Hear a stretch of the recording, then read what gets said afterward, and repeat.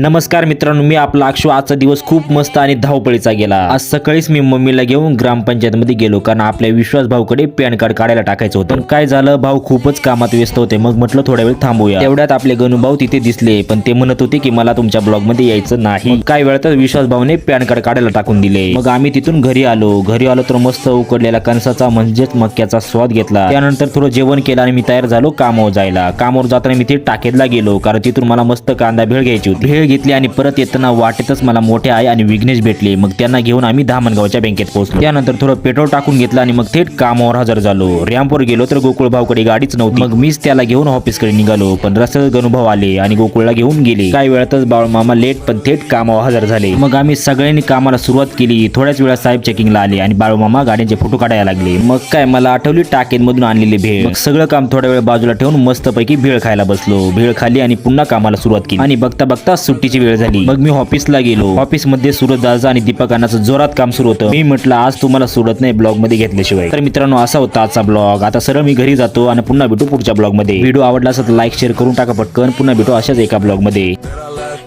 He said, what's that? Can't nothing but my money.